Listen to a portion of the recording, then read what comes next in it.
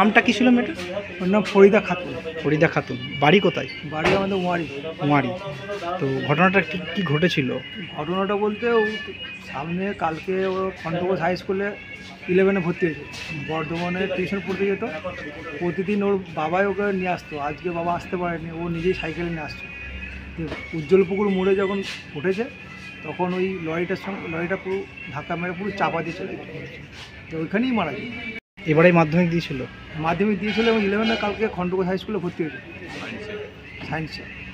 খুব কৃতি ছাত্রী ছিল, মানে স্কুলের প্রথম ফার্স্ট গার্ল।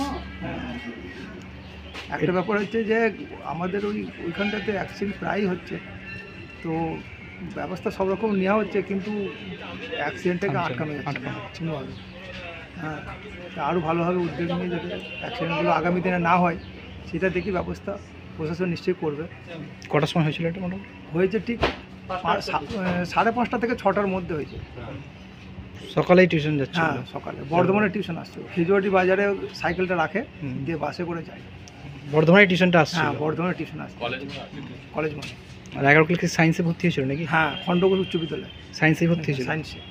খুব কৃতি ছাত্রী ছিল তো, আর খুব মানে দৈনন্দিন পরিবার, মানে বাবা লেবারের কাজ করে, মানে পারিবারিক অবস্থা খুবই খারাপ।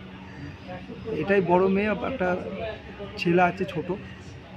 বাড়িটা ওয়ারিতে? বাড়িতে, হ্যাঁ, ওয়ারিতে। থানা খন্ডঘোষ? থানা খন্ডঘোষ।